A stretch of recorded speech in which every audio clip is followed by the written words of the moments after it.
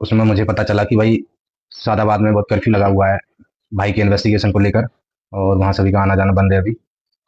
ऐसा मैंने सुनने में आया कि बहुत जोर शोर से इन्वेस्टिगेशन चल रहा है, लेकिन 2 बार और चला था ये इन्वेस्टिगेशन, पर पता नहीं क्यों बीच रास्ते में अटक जाता है, ये मंजिल तक नहीं पहुंचा इन्वेस्टिगेशन कभी भी। और मैं इस बार बाबा श्याम से यही उम्मीद करता हूँ कि इन्वेस्टिगेशन इस बार अपनी फाइनल स्टेज पर पहुंचे, अपनी मंजिल पर पहुंचे, क्योंकि जिस हिसाब से इस इन्वेस्टिगेशन को लेकर बातें की जाती है ना, उस हिसाब से बिल्कुल कहीं भी कुछ नहीं रहता है, और एकदम से सडनली टॉपिक को चेंज कर दिया जाता है भाई। बिल्कुल कुछ भी, मतलब लोगों को उसी आस में छोड़ दिया जाता है जिस आस में लोग अभी से 3 साल से उस चीज को देखते आ रहे हैं बार बार। तो या तो उसको पूरा करिए एक बार में, या फिर नहीं होता है तो उसको बंद करिए। क्योंकि कुछ लोगों ने तो बीच में वीडियो ये भी बनाए थे कि उनके सर में डंडा मारा गया था, राजीव भाई के उसके सर में गोली मारी गई थी। और हमने जो वीडियो अपलोड किया था एक्सीडेंट का, जो सीसीटीवी फुटेज था, वो भी हम लोगों ने अपलोड किया था। लोगों ने देखा भी होगा, क्योंकि जो एक एक्सीडेंट था नेचुरली, और उसको मतलब जो भी है भाई, उस टाइम तो उस टाइम क्यों नहीं कराया, ये सब लोगों का सवाल है। तो भाई उस टाइम, और फिर इनका एक तो जो मैडम इन्वेस्टिगेशन में इन्वॉल्व है पूरी तरीके से, उनका मैसेज मेरे पास आया। उन्होंने आज एक लाइव में, या कल की लाइव थी, कब बोला था, किसी ने मेरे को भेजा था। उस लाइव में उन्होंने बोला है कि भाई मैंने आपको कांटेक्ट किया था, आपने मेरे को कांटेक्ट किया, वो बात सही है, लेकिन उस टाइम मैं आपको कोई भी जवाब देने की स्थिति में इसलिए नहीं था क्योंकि इन लोगों के हालात पहले से ही खराब थे, और उनके लिए मैं कोई मुश्किल या परेशानियां बढ़ाना नहीं चाहता था। शुरुआत से ही मेरा यही रहा है। और उस टाइम तो आप अभी जिनसे कांटेक्ट कर रही हैं उनसे कांटेक्ट उस टाइम भी कर सकती थी, यदि आपने मेरे को कांटेक्ट किया था तो। अब जैसे वो बातें बता रही हैं, उस टाइम उन्हें कोई दिक्कत थी क्या बात बताने में?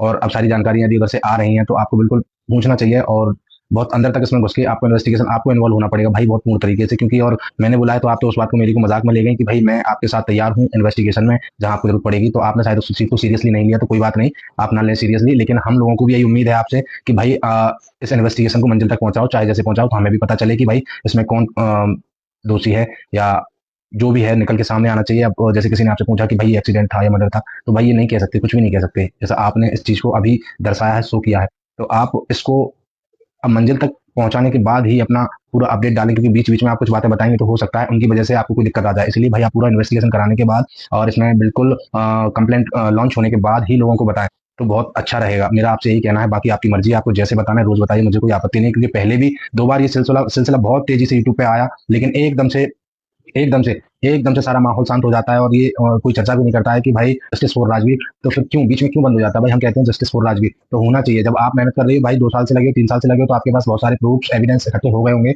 और आपको भाई जो चाहिए मेरे से, आपको उस टाइम का वीडियो चाहिए मेरे से, जो सीसीटीवी का है वो मैं आपको दे सकता हूँ, उससे भी आपको कुछ मिल जाए तो बता दो, वो मेरे पास आज भी है। और जो फोटो जिन्होंने मेरे को ब्लैंक किया था, जो पार्ट्स के मैंने फोटो लगाए थे कि भाई वो नकली है या वो पार्ट्स नहीं है, तो आप उनसे उन पार्ट्सों के फोटो मंगवाइए, क्योंकि जिसके पास हर चीज का रिकॉर्डिंग और हर चीज का फोटो है, उसके पास वो पार्ट्स के फोटो नहीं होंगे क्या?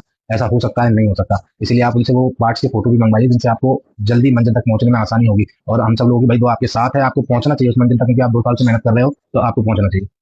ठीक है। और रही बात हमारे आपके बीच की, तो जिस भाषा में आपने मेरे को बोला उस भाषा में मैंने आपको जवाब दिया। इसके अलावा मैं बार बार वही भाषा अपने अंदर से नहीं निकाल पाऊंगा। और जिन लोगों का कहना है कि भाई अब क्यों आवाज डाउन हो गई, तो आवाज मेरी इस वजह से डाउन नहीं हुई। मुझे तो खुशी है भाई कि इन्वेस्टिगेशन जोर शोर से चल रहा है, और चलना भी चाहिए, जैसा वीडियो में बताया जा रहा है उस हिसाब से। बाकी पता करना पड़ेगा सादाबाद में कोई कर्फ्यू तो नहीं लगा है।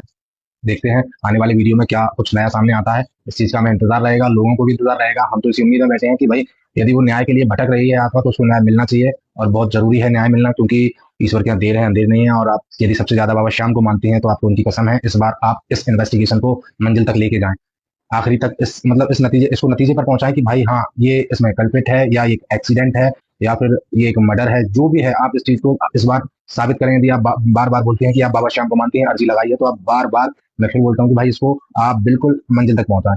तो उसके बाद से ये बोलते हैं कि मदद करेंगे। चलिए ठीक है, कोई बात नहीं है, मदद करेंगे।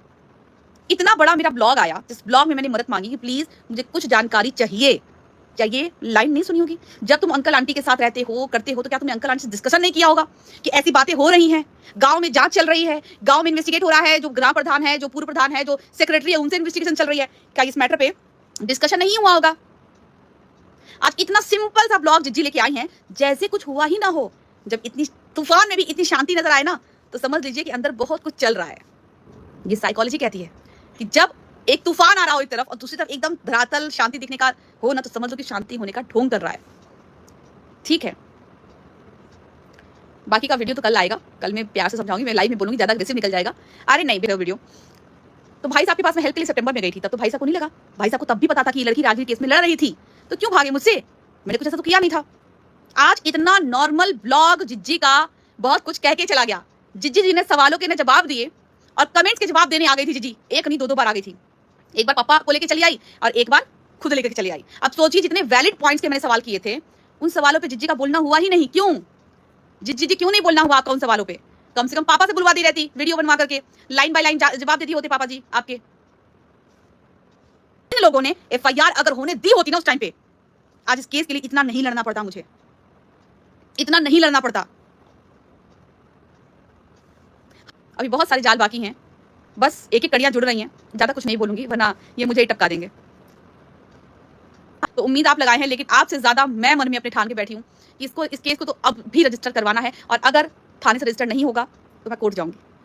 लेकिन पहले स्टेप कर लूँ, थोड़ा सा पहले माँ के घर से घूम के आ जाऊँ, क्योंकि बच्चों का पेपर वो बच्चों का स्कूल शुरू हो जाएगा, फिर वो 1 साल तक नहीं जा पाएंगे। तो मुझे बच्चों को भी देखना है। तो मुझे उन लोग को लेकर के आने के बाद भगवान ने सही सलामत रखा तो इस केस को लड़ूंगी, आगे का नहीं पता।